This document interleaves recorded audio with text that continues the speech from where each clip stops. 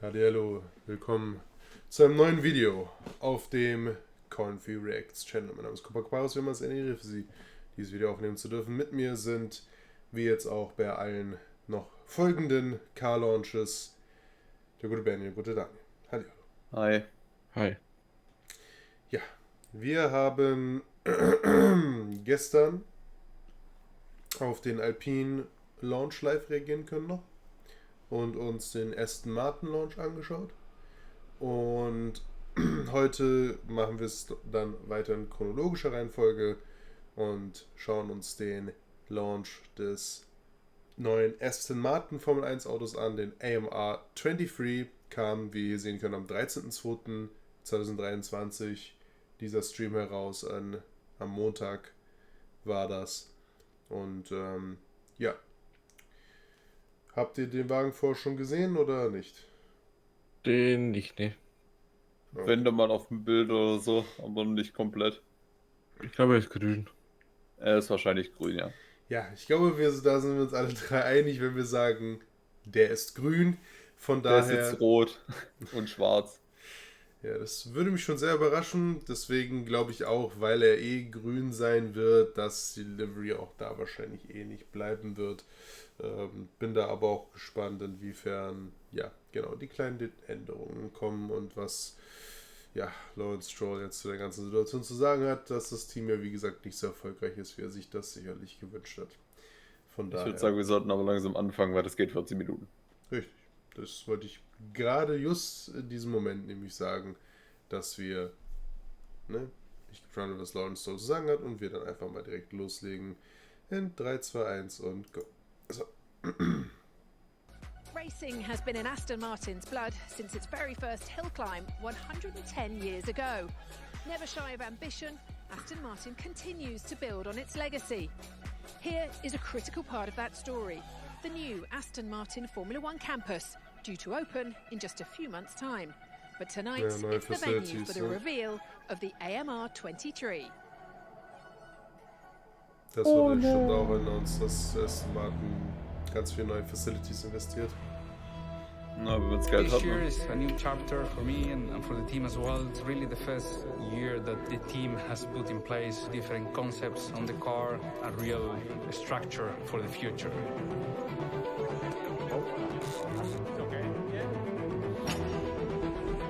The work we're embarking on with Aramco is all focused on establishing a long-term technical legacy. Das im Well, Auge. the new building gives us a lot of opportunity to grow as a team. I think it's a big evolution from last year and very exciting.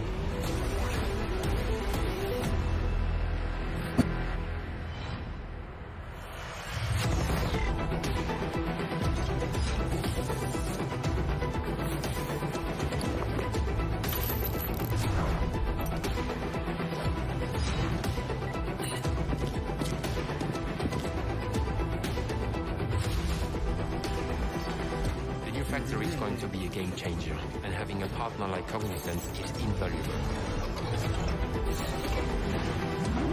In the next 3, 4, 5 years, Aston Martin will become a top team for sure in Formula One.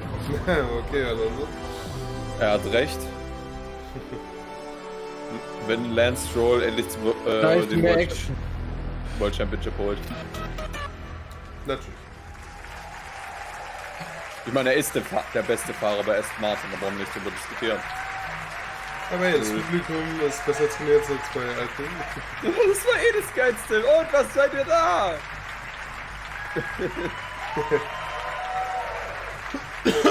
Also natürlich ist das Publikum live, ja, das sind ja nur Mitarbeiter da.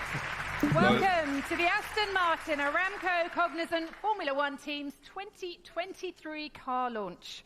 What a start we've had already. The sound of this year's launch is an exclusive release of Rain Radio's latest track, Colours. You'll hear that throughout the event. And I should add also, there will be flashing images as well throughout our launch tonight. Okay. Now, we are very excited to be here at the team's spectacular new factory. This is the first building in a multi-building campus right on the doorstep of the famous Silverstone circuit. And it's due to be operational in just a few months' time. The scene is set to usher in the all-new AMR 23. There is so much energy and excitement around this team right now as it enters the next phase of its plans to shake up the order. Well, the key ingredients are coming together. There's a fresh and dynamic driver lineup that's spearheading that team. We've also got new blood across the technical and the leadership departments too. Soon we will get to meet the AMR 23 in the flesh and the broader team around it all together in one place for the very first time. But first of all, let's welcome to the stage, please, the person behind it all, the executive chairman of Aston Martin Aramco Cognizant Formula One team, Lance Stroll. Der Bond-Villain.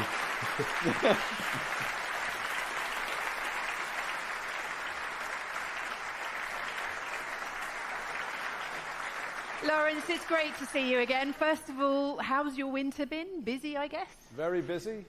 I'm pushing the guys along to build this wonderful car we're about to see tonight, and pushing the guys along at Gaydon, introducing our next generation new exciting sports cars that are coming. So it's been very exciting. Good to launch this today and see so many friendly faces as well. Yes, that's for sure. I know you've said recently you've never worked so hard as you have on this project. Just explain to us why this is so important to you and what's behind your vision. Well, this is an incredible brand. As you know, it's our 110th year anniversary. There's not too many automotive companies that could say that or have that level of history.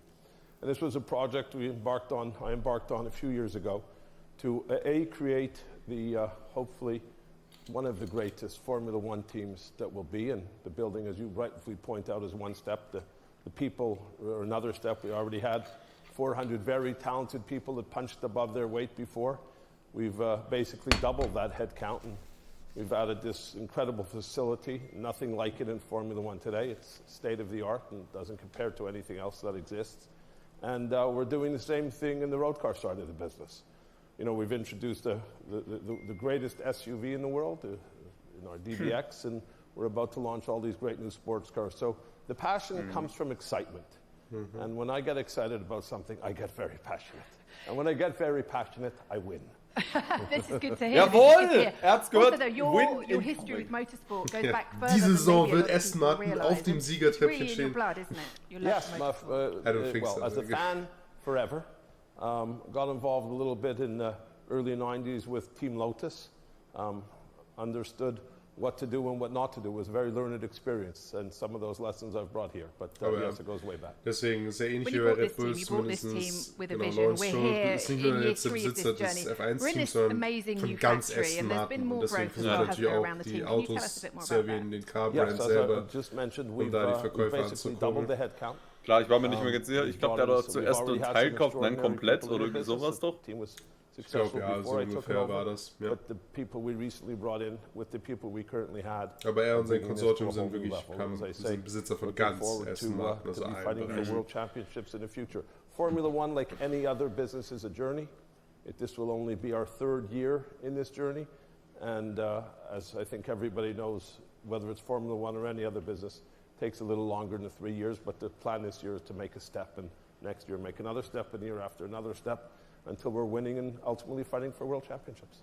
Bin ich aber auch ehrlich, sehe ich bei denen auch irgendwann, wenn die zumindest weiter aufbauen. I'd say it's a game changer. Irgendwann ist alles möglich.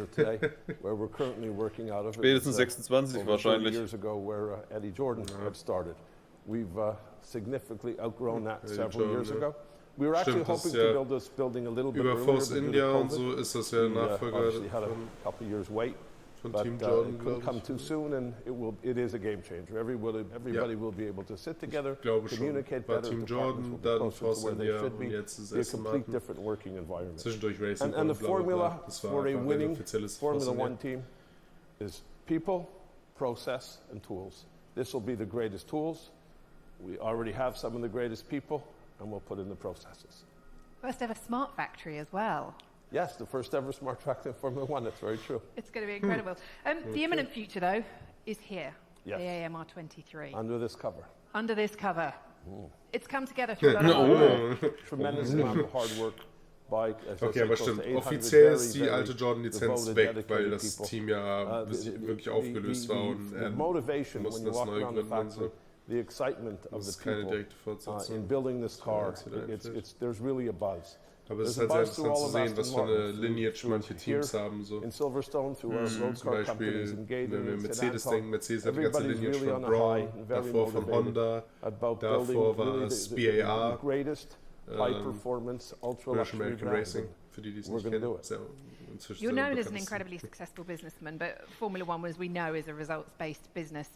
While the team hasn't challenged for titles yet, you've touched on it a little bit there with the ingredients. Do you feel you've got all the right ingredients in place now to achieve your goals?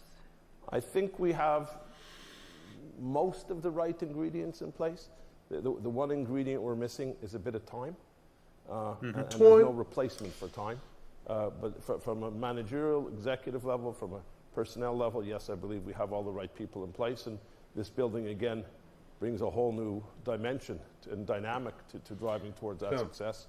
And we just need to be, which I don't have a great deal of patience. Hochaktuelle, moderne, neue Facilities, das ist etwas, was man nicht unterschätzen darf. Ja, richtig, das meine ich, ja. Facilities geben dir alles, also R&D-Department, die richtigen Windtunnel, alles auf dem neuesten Stand. Und, we have some spectacular partners in Cognizant, for example, Aramco, who not only sponsor but help technically in driving the team forward through the personnel langfristig in die Infrastruktur. Lawrence sagt, er will sich die Zeit nehmen, das ist das Wichtige. Wir hatten viele Mal in der Formel 1 Investoren, wie zum Beispiel die Ford Company, welche ein Team gekauft hat, dann hat es ein paar Jahre es versucht, dann hat es sich nicht gelohnt, ist sofort wieder abgehauen. Und hat gut, dass sie zurück sind, ne? Verlust da. Ja, aber nicht als Team. Es wird noch kommen. Es wird bald wahrscheinlich Ford Red Bull. You mentioned it there, touched on it. It's a big anniversary this year, isn't it? 110 years. How important is the sport to Aston Martin in growing its legacy? It's critical. The sport has a halo down, trickle down effect on our road car company. It's also taking the technology out of these cars and bringing them into our road cars. You know, it's Formula One business itself is on fire. The fan engagement is spectacular. It's doing what it's supposed to do, even faster and in spades. It's in its DNA. It's in space. Bringing the DNA back to what the DNA should be. Technology, racing, performance. Lawrence, thank you so much for talking to us today. Good luck this year. Thank you, Lawrence. Lance Stroll. Doch, wie gesagt, der Plan ist, Elon Musk nachzumachen. Da ist schon zu viel Verkehr in... Pass auf, da fliegt ein roter It's Tesla. not just about all of you here today. Fans are watching this event all around the world, and Tesla a fan event dann in Aston London Martin as well. So we eagerly await the launch of the AMR 23. It is not long to go now. I'd like to welcome to the stage now our next guest. Please welcome Team Principal Mike Crack. Dich kenne ich nicht. Mike Crack? Ja, Mike Crack. Nice.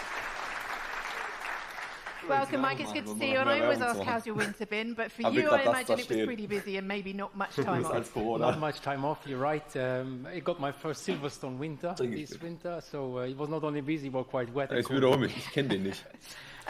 To those who aren't aware, you've got a fantastic history in motorsports. So tell me, how does this project compare? Well, actually, I'm very privileged to be part of this very ambitious project, huge potential. If you see the amount of investment that is going on here, it's just incredible, and it shows the ambitions that we're having. We are only in year 3 now for Aston Martin, year 2 for me, but you see already things are coming together. The will to succeed as well is hugely important. You can feel it here as well. Exactly. Abu Dhabi seems like an age ago. 2023 will be your der war Chefingenieur bei BMW Sauber. What's the difference? Well, I think last year we saw that from the middle of the season we really made very good progress. The team is really on a high. We have improved in all areas, and we want to take a next step. We want to take a step forward from where we have been, and we don't know where we're going to end up. But I think everybody has worked extremely hard over the winter on the AMR 23. And we should see what it is, but our intention is to make a good step forward. Technical department's changed a little bit as well. Can you just tell us a little bit more about the setup there? Yeah, we have recruited quite a lot of new people, like Dan Fallows, like Eric Blondin. We have integrated them in a workforce that was already very strong before, and it made us even a lot stronger. We have spoken about the facilities we have now. We are outgrown of them. So, yeah, the new building will be really game changer for us. Um das kurz abzuschließen, der war dann auch beim F3-Team Colts und Heinz und war Head of Track Engineering bei Porsche. Also in der Formel 1. Pretend they're not listening, it's fine. They're not listening probably. Yeah, it's a very exciting lineup. Lance is doing his 7th year in Formula 1. Huge talent, did really well compared to Sebastian, a four-time Ihr dürft da nicht vergessen, wir haben da gerade einen der All-Time Greats in the making. We have seen in the past podium, so it's up to us to give the tool. Fernando, ich meine, warum würden sie sonst auf den bauen? Determination, the hunger that Fernando is having is really inspiring for all of us as a team. He has already played big marks. But we have not only these two, we have also Formula 2 champion Felipe Drugovich, we have Formula E World champion Stoffel Vandon, and our ambassadors Jessica and Pedro. So I think we're all set up really well for this season, and we cannot wait to get it going. No, nor can I. Thank you very much, Mike. Mike Crack, thank you. Thank you very much.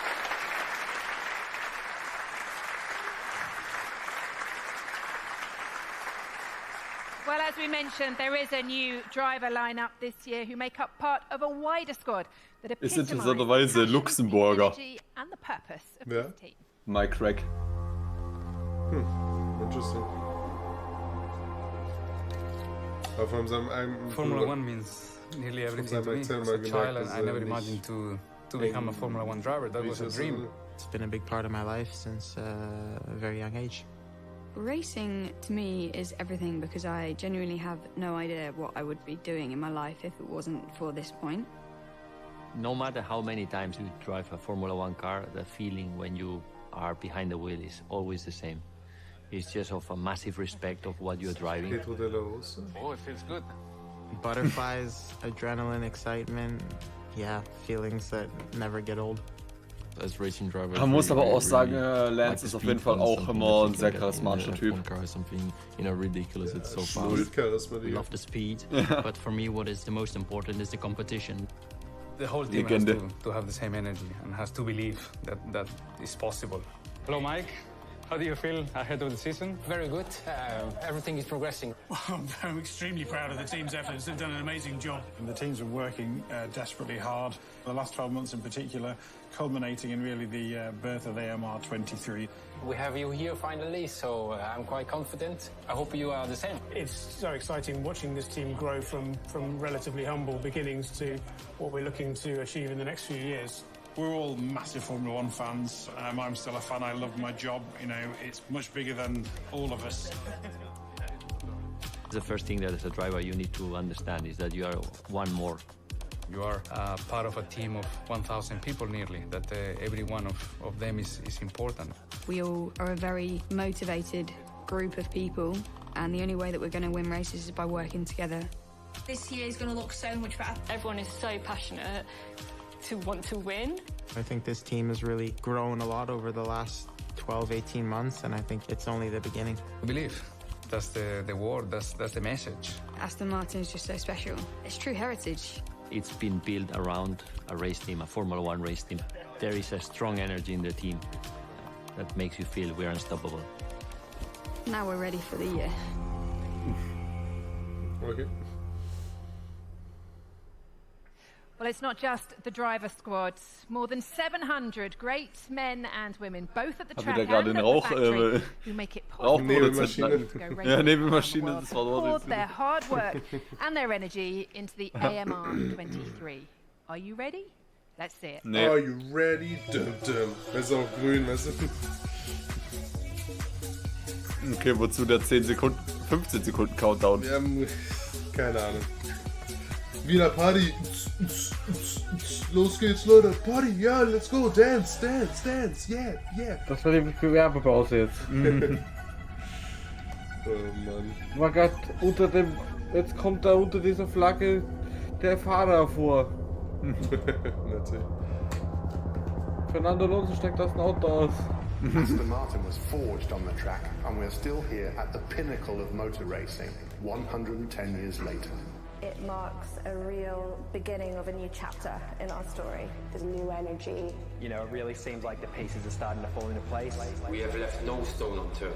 I'm super motivated. This is probably the biggest project of my life. Supporting each other. Das ist gelogen. Das ist gelogen. It's a very exciting time in the team, working so hard every day. Sag mal so, ich schau zu Renault. The team needs to move forward. We've created a collaboration that spans the factory floor to the checkered flag. With the advancements in tech, new personnel, and then of course with the new factory, where that's going to take us in the future. Der LED-Boden ist cool. A striking car with a striking color.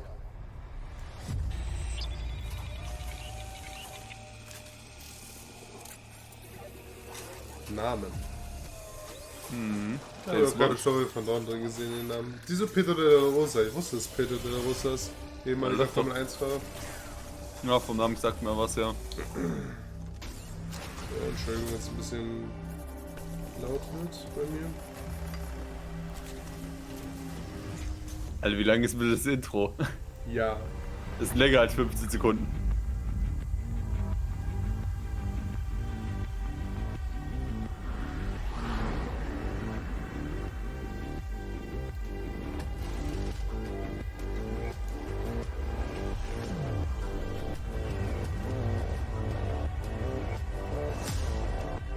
Oh mein Gott! Oh mein Gott! Eine Legende und Fernando Alonso! Wuhu! Richtig. Einer der besten Formel 1-Fahrer aller Zeiten und Fernando Alonso! Oh Gott, wo sind die jetzt hier aufgetaucht? Oh es mein ist grün! Gott! Genau gleich aus wie vorher, let's go! Aber wie gesagt, grün ist immer noch eine schöne Farbe. Ja, wie gesagt, ich mag das auch, dass Grün endlich wieder zurück ist seit der Jaguar-Zeit und so. Grün ist eine nice Farbe und auf dem Formel 1 Grid war es lange nicht mehr da. Das Olivgrün, um es genau zu nehmen noch. So könnte man es nennen. Eine Variation des Dunkelgrün, kannst du Waldgrün nennen, Olivgrün oder sonst was. Well, Lance, Fernando, nice to see you both. Hello. What do you think? Schöner Name, Lance Fernando. It's cool. Fernando? Yeah. As good as it looks. Well, they say if it looks good, it's going to be great. It's good, it's lecker. Yeah, we'll find out in a couple of weeks, but very exciting. It looks great. It's. Digga, der hört sich jedes Mal so an, als wäre er irgendwie auf Valium oder so. Wisst ihr, was ich meine? So? Yeah, it looks great. It so looks exciting. amazing. So yeah, we just need to make sure that it's fast. It's up to us now on every race we can, and I can't wait to put the hands on the steering wheel. Fernando so ein bisschen mit dem gerade aufgewacht Look. Ja, stimmt. Yeah, it was fun. I had a nice winter training. Yeah, spent a bit of time away with some friends and ready to get back to racing. Refreshed and ready to go. And Fernando, this is the start of a new chapter for you this year. How's it been getting to know your new team? Yeah, it has been quite amazing, to be honest. You know, the last few months we've been in contact, and obviously from January I've been here in the factory, some simulator sessions, meeting new people, and yeah, also visiting the new facilities that they will be ready soon. And yeah, I feel this energy. A lot of things going on in the team now. New people that joined the technical department last year. Alonso Ü40 factory, new und ballert immer noch raus. New driver. Sehr beeindruckend. Das ist so der Buffon von der Formel 1. Ist halt echt so. I feel like you might have touched on it there a little bit, but I mean, you've got plenty of experience in this sport. So what made you... Erstmal aufmachen. What were the factors that made you think, I want to carry on racing and this is a challenge? Ich sehe sofort, der Eingang des Sidepods ist sehr viel dünner. Schau mal, wie dünn der Eingang ist des Sidepods. Ja, stimmt. Der ist kantig auch. Genau. Everything is here in this project. The leadership of Lawrence, obviously, is a big thing as well. You know, this angerufen. Telefon! Peinlich, Digga. Geh doch lieber dran an das Telefon. Hopefully we can make this success come in as soon as possible, and you know, we will try to make some shortcuts there. Lance, this is your third year as an Aston Martin driver. What are your goals heading into this season? Well, I think we want to be competitive. You know, we improved a lot throughout the year last year. Das ist zu niedrig gestapelt. Win Championships, Mann. Difficult place, but we made a lot of progress, and towards the end of the year, we were, you know, in a position score points consistently, and I think that was a great job by the whole team to make such big progress through the year. And then coming into this year, I think it's just really exciting for everyone. This car is completely different. A lot of work over the winter has gone into building this car. A lot of new ideas, new people on top of the very talented people that have been here for a long time. A lot of new people joined over the last year or so. So I think it's just a really exciting time for the team. And just can't wait to get out on track and get behind the wheel. And you've got a new teammate as well alongside you. Oh yeah, and a new teammate. And finally, what are your expectations for this year at the wheel of this car? It's part of the journey, I know, that Aston Martin the ambition in the end. Schon, ja. Doch, das passt. Irgend so ein alter Mann, der mit ihm fährt. Die Haare passen auch ungefähr von Ordentlichkeit her. Das passt schon, ja. Podiums, if the chance is there. I think it's just about making another step from where we were last year. Last year we were the 9th team at the beginning of the year, and then we just missed out on 6th in the constructors, equal on points with Alfa Romeo, which was actually a great recovery in the second half of the season. And I think this year, if we're fighting. Ich will immer nichts sagen, aber ich glaube, da bist du nicht unbedingt dran schuld. That's gotta be the goal. And, ich glaube, da hat Vettel mehr getragen. Ach so, Schuld klingt so, als wäre es irgendein Fehler, deswegen war ich auch gerade ein bisschen verwirrt. Ja, dann ist nicht sein Verdienst. So richtig, weil es nicht seine Schuld war. So. Okay, dass sie nicht abgestürzt sind. Deswegen hat er auch. Last year, I think the team went through with some difficulties during the first part of the year, but they had a good second part of the year, so we have to see that progress also into 2023 with the feet in the ground, but we will not be happy with 4th, we will not be happy with 3rd, we will not be happy with 2nd. So maybe we cannot win immediately, but that's something that we need to make sure this car is the best. Zweite Saison Hälfte. Years. Great stuff, thank you very much. We have a question now. A very special group here today, standing just in front of me, have joined us from Raspberry Pi, a Cognizant Global Philanthropy and Outreach Programme grantee, Silverstone UTC, and from the Aletto Foundation. And I believe Crofty has somebody who'd like to ask you guys a question. I definitely do, Rachel Brooks. We have our friends from Silverstone UTC who say the car looks beautiful. Amazing, beautiful. From Raspberry Pi, which is a computer technology charity. The car Noah looks really pretty. Really pretty. This is great. It's a good start. Now we've settled on that, we have a question for one of our drivers. It's all yours. For Lance, growing up, who was your biggest idol? Sebastian Vettel. Good choice. No, Michael Schumacher. You know what? I was just a fan of the sport growing up. I loved racing. I watched Fernando in my young years, growing up. He was the guy winning the races and championships. But I'm not going to lie, I was cheering for Michael at the time. But still, really happy to have Fernando in the team now, and really excited to work together. Those 05, 06 dich mal nicht fertig. Got you out of bed early. There, Lance, who's your idol? Noah? My idol's Fernando Alonso. Oh! Fuck you! Warum stellst du Fernando nicht eine Frage? Warum stellst du den Lance denn die erste Frage? Genau, um ihn erstmal schlecht aussehen zu lassen von Fernando. Genau deswegen. The rivalry begins. Great stuff. No, well, thank you very much. Thank you, Crofty. As well. Weißt du, ich war schon so, selbst wenn du nicht Fernando Alonso-Fan bist, du hast Fernando Alonso und Lance Stroll. Wem willst du eine Frage stellen? Ob wie sich Fernando, Digga, was willst du, kleines Kind? Nein! Fernando Alonso and Lance Stroll. Und dann sagt er auch noch, ich bin Fernando Alonso-Fan. Also, und dann stellst du mir, wahrscheinlich hätte er sich jetzt eingepisst, wenn er die Frage gestellt hätte oder so. Ja, dachte er sich lieber, ich stell den, wo ich nicht nervös war oder so. Ja. Wie gesagt, Five-Head-Move. Erstmal Stroll vor Alonso schlecht dastehen lassen. Ja, smart. We can be joined now by Technical Director Dan Fallows. Fallows? Ja, Dan Fallis. Nicht Fallis, Daniel. Dan, good to see you, responsible for delivering this for those to drive. But your recent Dan Fallis, D. Fallis. So what's Fallis. been the biggest change this year? Well, I think you can see that the car is very, very different from last year. We're around Das 95% sieht echt of the car is ein paar actually completely different from AMR 22. We went into this year, this development phase, trying to be bold, trying to be aggressive, and trying to take on the lessons from last year. As Lance alluded to, we did make quite a bit of progress through AMR 22.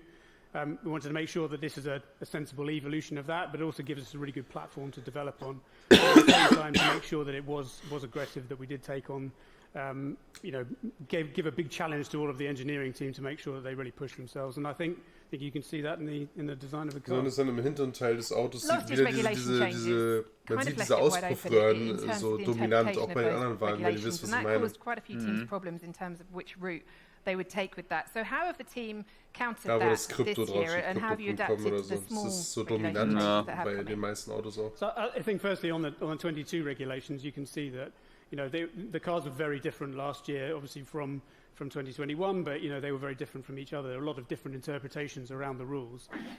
We eventually found our own philosophy, found a direction that we were happy with, and you can see that reflected here. I mean, I think the things that really stand out from last year are the front end, the front wing particularly, right through to the kind of the side pods. These are the very sort of aggressive features that we've been working on. So these are all evolutions, if you like, of the rules as they were. The new rules that have come in for this year, they're not particularly big, and I think visually, a lot of the cars will be quite similar, but there are some fairly significant features for us. So, for example, looking straight in front of me, the mirrors here are much larger than they were last year. That's been introduced to make visibility obviously a lot better for the drivers. As an aerodynamicist, I could say I'm not very happy about that, but I suppose they need to be able to see occasionally. We also have this roll hoop change, so you can see a lot of people have a new design of airboxes. This is to be again to have a stronger roll structure at the top of the car, which I think is incredibly important. Safety is always obviously on our minds. And the other one, which is perhaps a little bit more subtle, there have been some changes to the floor regulations for this year. So the floors have had to be raised in the middle of the car. That's to try to combat this porpoising or the bouncing of the cars that we saw quite a lot of last year. And for designers, that was obviously a bit of a reduction in the downforce of the car, which we had to combat that. So not only did we have to make a big step on last year's car, but we also had to contend with this reduction in downforce that we got as a result of that. But hopefully what we'll see is that not only are the cars equally exciting to watch, but we don't see this problem that the drivers have with the bouncing as well. Yeah, it looked painful last year, I'm not going to lie. It did. The team's moving here to this fantastic factory later this year. What will this bring you as you continue to try and develop this car throughout the season? Well, I think the phrase game changer has been used a few times, and I'd completely agree with that. From a design perspective, we are spread across multiple buildings. Some of the teams that I don't work with directly day to day, but do work with quite often, are spread out across the various buildings we have. They're all going to be brought under one roof, and I think in terms of collaboration, being able to work together to have those sort of creative discussions, that's incredibly important for us. But for the rest of the business, being all under one roof essentially, or three roofs if you're being technical about it, that is a huge thing for us to be able to have the manufacture of the car done on site. We are also going to have our own wind tunnel, which from a point of view of the technical side is incredibly beneficial to us, and we can't wait for that to come online. I've got a question now actually from one of our Aramco guests, Aramco employee, Ahmed Ibrahim. He wants to know, we saw a huge amount of development for the AMR 22 last year, particularly in the second half of the season. So how much of this launch spec car do you think will still be there at the end of this season? Well, that's an excellent question. I think this is a fundamental basis for the development we'd like to do. It is definitely a step on last year's car, but we always see that this is a platform to keep developing on. I would say you could expect up to 2/3 of the car to be different by the time we get to the end of the season. It's as much of that. I mean, we're always looking to be ambitious about the changes that we make, and so I think we need to look at it. By the time we get to the end of the season, we'd be looking back on this car and thinking, oh, that looks so old now. So we all think your job's done when it gets to launch, but actually it's only just started. Oh, no, it's very, very much the beginning. All right, Dan, thank you so much for joining us. Thank you. Dan Fallows. Das ist immer ein konstanter Entwicklungsprozess, selbst so die gesamte Saison. Das ist so richtig. Right, now I believe Crofty is here somewhere. Crofty, you're going to introduce us to more of the driver roster for 2023. Yes, I'm here with the driver squad. Felipe Drugovich, whose idol is Lance Stroll. He tells me we're just going to redress the balance from young Noah there a little bit earlier. But as F2 champion, what are you going to be up to this year?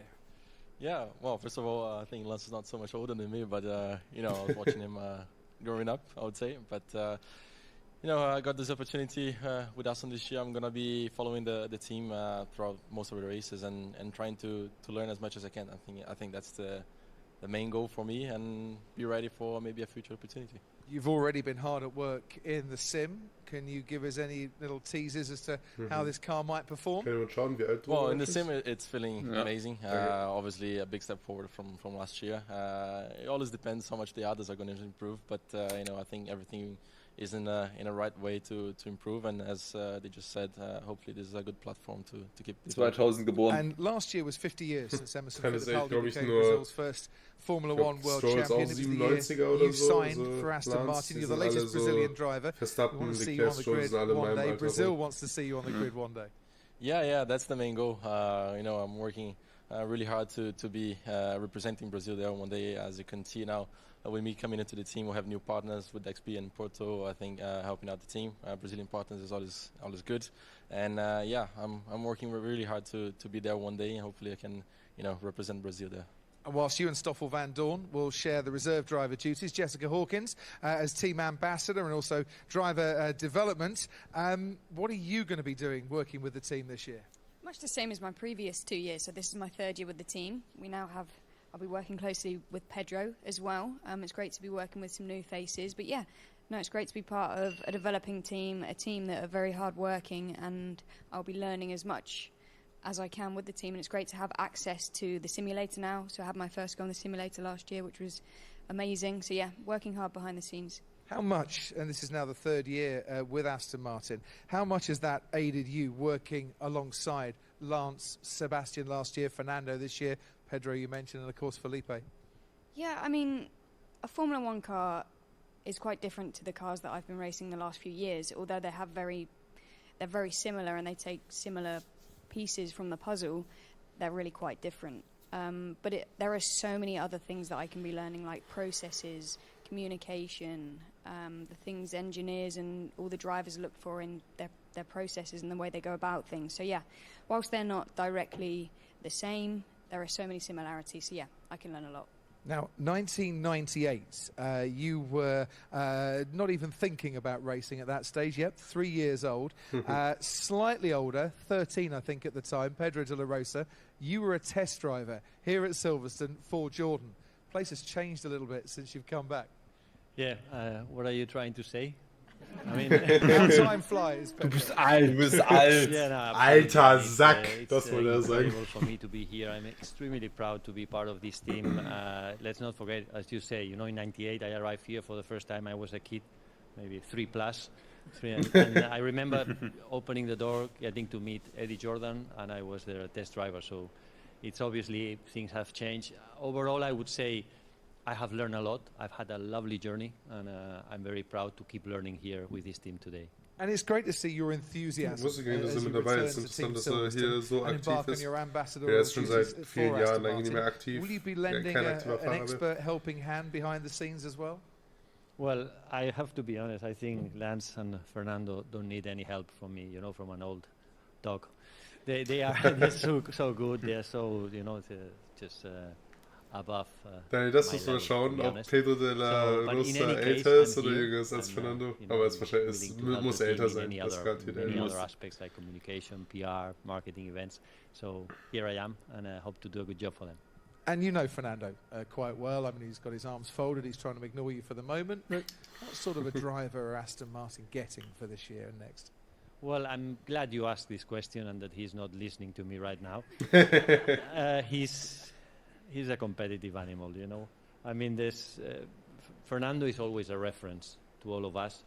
and every day you spend with him, you learn something new, and that's really invaluable. And that's why I think together with Lance, they will be a super strong pair.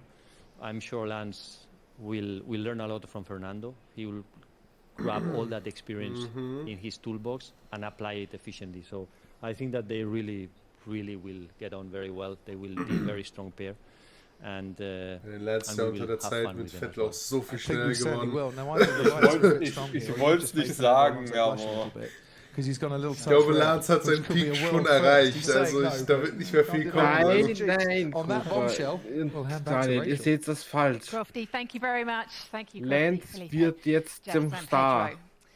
Now, before we finish today, I'm sure we've all been incredibly moved by the terrible earthquakes in Turkey and Syria. And there are several staff members that work at Aston Martin F1 whose communities back home have been affected. And so today, in support of them, we have launched a fundraising campaign to support the Disasters Emergency Committee appeal. And we would love you to join us if you can and donate anything you can towards it. The details are on all of AMF1's social channels, and they'll also be on the screens here at the end of today. So thank you in advance for anything you can do to help. But also, thank you for your continued support for the team. Thank you for being here today. Thank you to everybody watching all around the world. And most importantly, thank you for joining us and sharing in our excitement for what is to come. We will see you on track very soon. Bye-bye. So. Okay, das war's.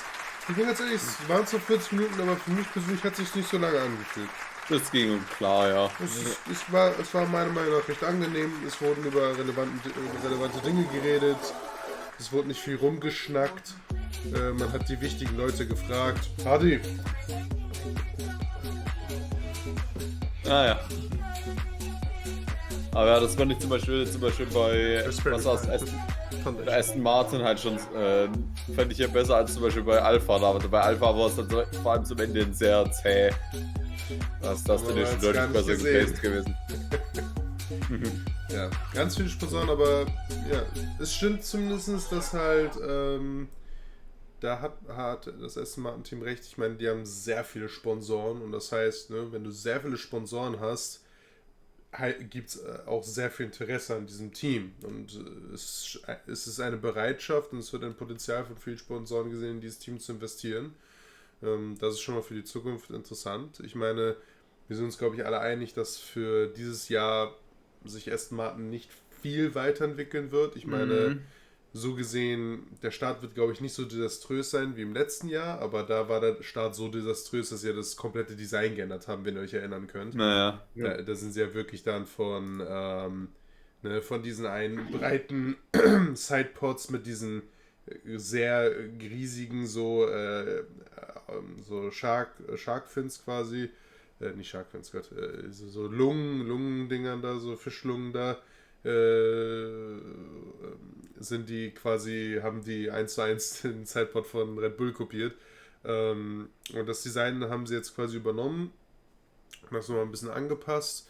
Wir können hier auch nochmal ganz kurz uns die Änderungen anschauen. AMR 22 versus AMR 23.